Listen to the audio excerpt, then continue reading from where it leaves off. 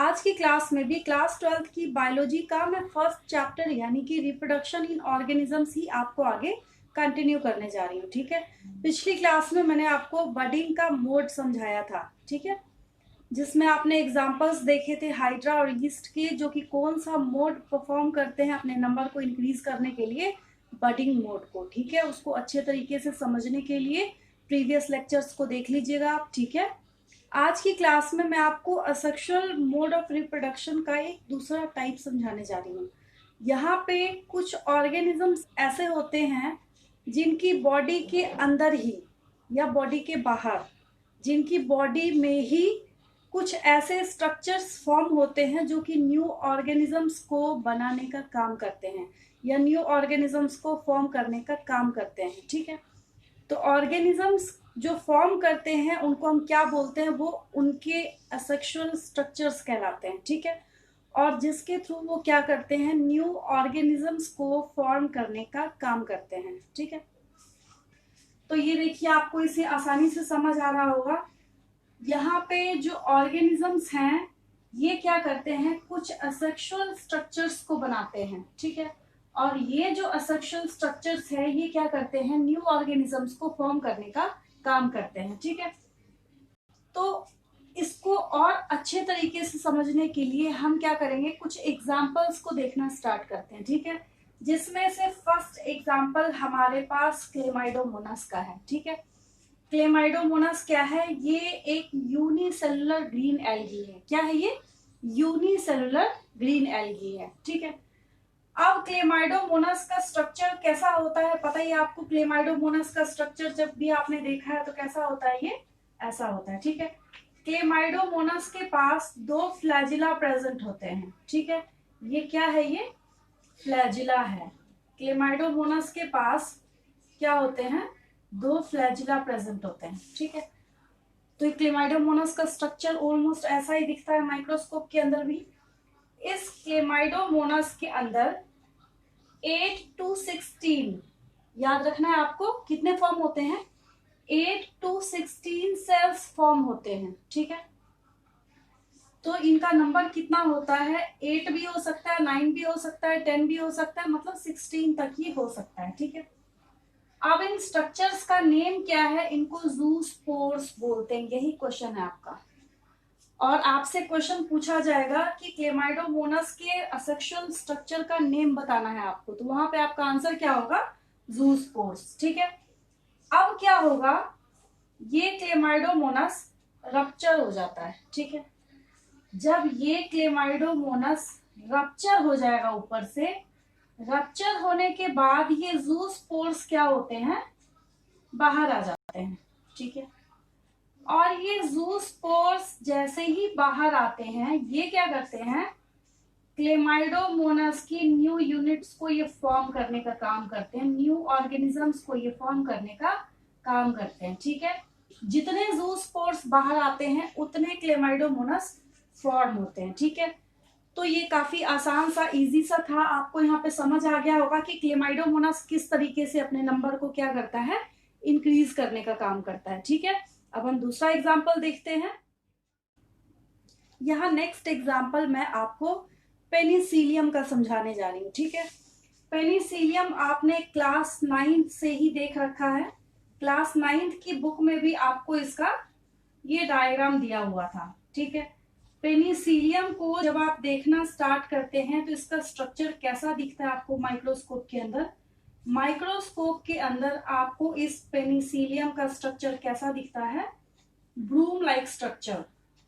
घर में जो झाड़ू लगाते हैं, ब्रूम लाइक स्ट्रक्चर इसका दिखता है। ठीक है, तो ये क्या हो गया, पेनिसिलियम हो गया। ठीक है, अब इस पेनिसिलियम के ऊपर ऐसा आपको स्ट्रक्चर किसका दिखता है, पेनिसिलियम का दिखता है।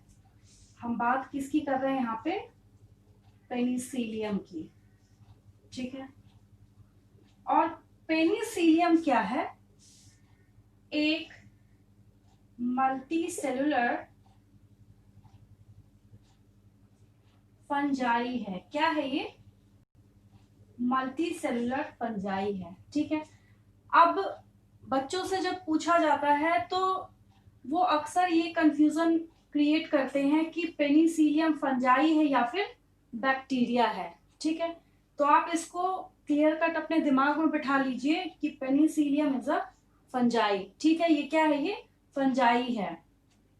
अब वो बैक्टीरिया और फंजाई में कंफ्यूज क्यों करते हैं, उसका रीजन ये है कि इस पेनिसिलियम का यूज करके ही अलेक्जेंडर फ्लेमिंग ने सबसे पहला एंटीबायोटिक बनाया था। ठीक है, जिसका नाम क्या है, पेनिसिलिन। बट ये डिस्कवरी एक बाय चांस डिस्कवरी थी। ठीक है, अब ऐसा नहीं है कि अलेक्जेंडर फ्लेमिंग यही ढूंढने की कोशिश कर रहे थे कि उनको फर्स्ट एंटीबायोटिक बनाना, नहीं, उनका एक्सपेरिमेंट किसके ऊपर हो रहा था, बैक्टीरिया के ऊपर हो रहा था। ठीक है, और बैक्टीरिया के जब सेल वॉल को ब्रेक होते हुए उन्होंने देखा, तब जाके जब उन्होंने बहुत माइन्यूटली इसको माइक्रोस्कोप के अंदर ऑब्जर्व किया तो उनको स्ट्रक्चर कैसा दिखा, ब्लूम लाइक स्ट्रक्चर, जिसकी वजह से इसका नाम क्या पड़ गया, पेनिसिलियम नोटाटम। ठीक है, तो मेरे ख्याल से ये भी एक रीजन हो सकता है बच्चों में कंफ्यूजन होने का कि पेनिसिलियम फंजाई है या फिर बैक्टीरिया है। ठीक है, तो आप यहाँ पे याद रखिएगा, पेनिसिलियम खुद एक फंजाई है, बट अलेक्जेंडर फ्लेमिंग जो एक्सपेरिमेंट कर रहे थे वो किसके ऊपर कर रहे थे, बैक्टीरिया के ऊपर कर रहे थे। ठीक है, तो हम यहाँ वापस आते हैं जो हम बात कर रहे थे, पेनिसिलियम के ऊपर ऐसे बहुत छोटे छोटे यूनिट्स फॉर्म होते हैं। ठीक है, ये यूनिट्स जो फॉर्म होते हैं इसके ऊपर, तो इनको क्या बोलते हैं हम, अगर एक की हम बात करें, दैट इज कोनिडियम। क्या कहलाता है ये, कोनिडियम।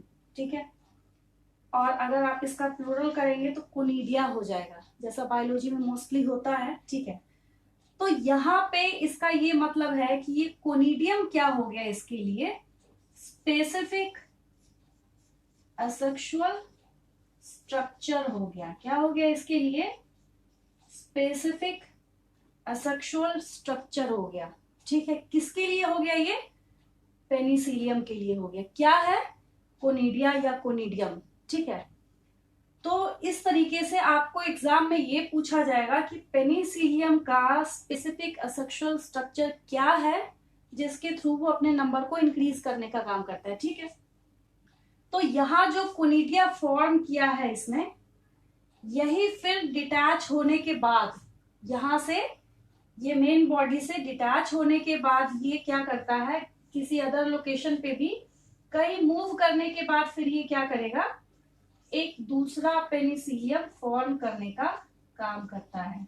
ठीक है, तो इस तरीके से आपको समझ आ गया होगा कि पेनिसिलियम अपने नंबर को इंक्रीज करने का काम करता है, और एग्जैक्टली इसी तरीके से अदर जो पेनिसिलियम फॉर्म होते हैं इनके ऊपर भी कोनिडिया फॉर्म होते हैं। ठीक है, फिर ये डिटैच होता है, फिर और अदर पेनिसिलियम फॉर्म होते चले जाते हैं। ठीक है, तो आपको ये समझ आ गया होगा, और इसका पूरा साइंटिफिक नेम अगर आप देखते हैं तो इसके पूरे साइंटिफिक नेम को हम क्या लिखते हैं, Penicillium notatum. Penicillium notatum.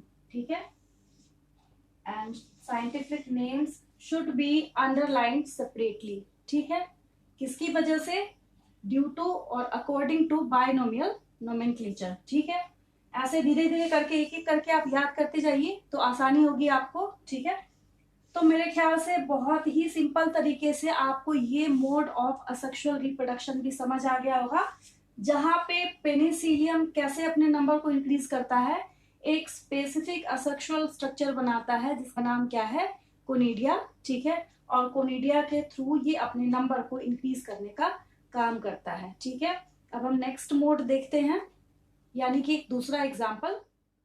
Next example मैं आपको स्पॉन्जेस का एक्सप्लेन करने जा रही हूँ। ठीक है, स्पॉन्जेस को जब आप देखना स्टार्ट करते हैं तो ये दिखने में प्लांट्स की तरह लगते हैं। ठीक है, बट ये प्लांट्स नहीं है, एनिमल्स हैं। ठीक है, एनिमल्स में भी जो आपने फर्स्ट फाइलम पढ़ा था, दैट इज पोरिफेरा, उसके अंदर आते हैं ये स्पॉन्जेस। ठीक है, अब इन स्पॉन्जेस के अंदर जो स्पेसिफिक सेक्सुअल रिप्रोडक्टिव स्ट्रक्चर्स होते हैं, दैट आर जिम्यूल्स। ठीक है।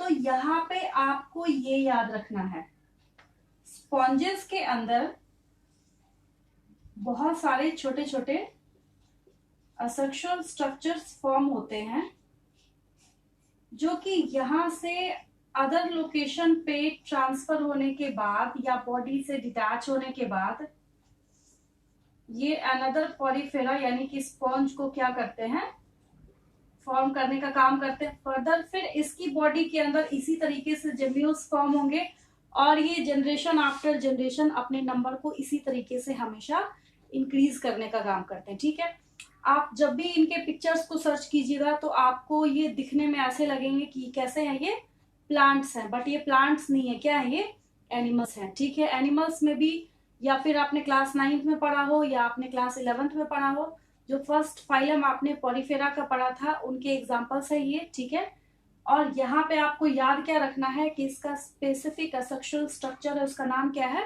ये म्यूल्स कहलाते हैं ये। ठीक है, तो मेरे ख्याल से आपको आज की क्लास भी बहुत इजीली समझ आ गई होगी। ठीक है, पर डे मैं यही बोलती हूँ कि बायोलॉजी के लेक्चर्स को each and every day receive करने के लिए मेरे चैनल को सब्सक्राइब कीजिए और मेरे साथ कनेक्टेड रहिए, और कोई भी डाउट आता है तो उसको तुरंत के तुरंत क्लियर कर लिया कीजिए। ठीक है, थैंक यू फॉर वॉचिंग।